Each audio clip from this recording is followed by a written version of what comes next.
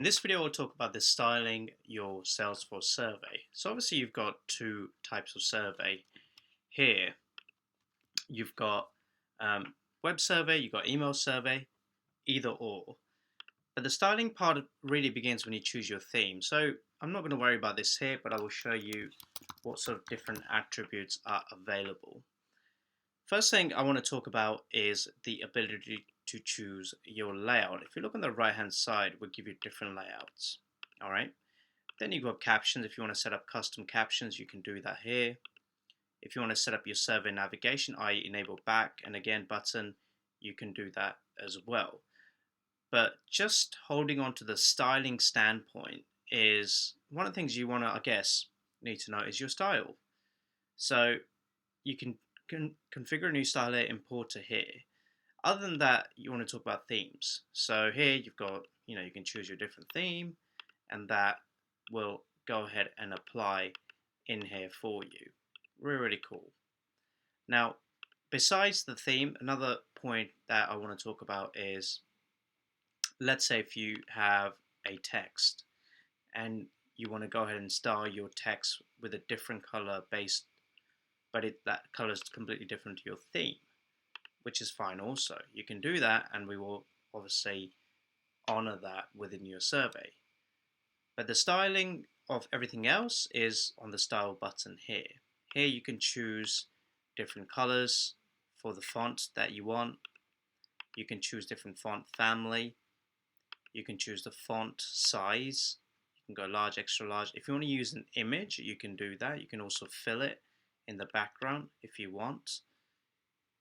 The content width is important because the width decides at the end of the day how it's going to look across different devices. Now you have two options. You can either do this in percentages if you want, like this, and obviously we will center it based on the different device type, or you can do pixels. So here you can do px like that. So these are the two options you need to be mindful of. You can either go percentage or you can go px. It's really up to you at the end of the day.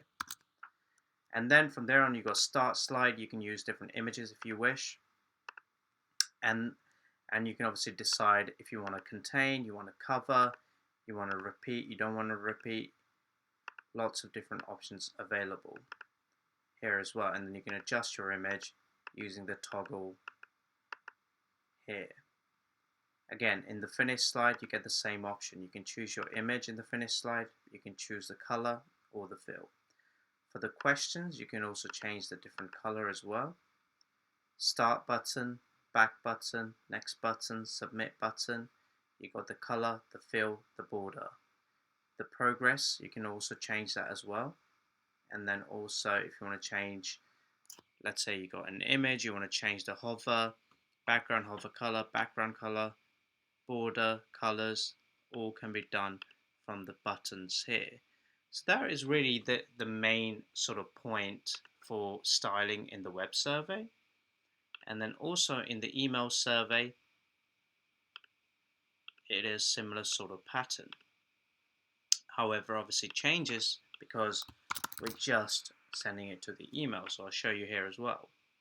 So again, you've got your email content, and then if you click on the style icon, this is where you can choose what kind of different text type are available. You can also choose the font type. If it's large, extra large, again, you can use an image. Let's say I enter a very cool Lamborghini car here, and then you can obviously choose if you want it to contain, repeat, not to repeat, like that. You can choose the font color as well if you wish. You can do all of that. And then here again, it's the background repeat if you have. You can choose if it's bottom, left, right. You can adjust the padding if you want, like this. Top, bottom, left, right. It's really up to you how you do it. In the page, you can choose different fill, like that. Question, you can align them if you want them center, right, left.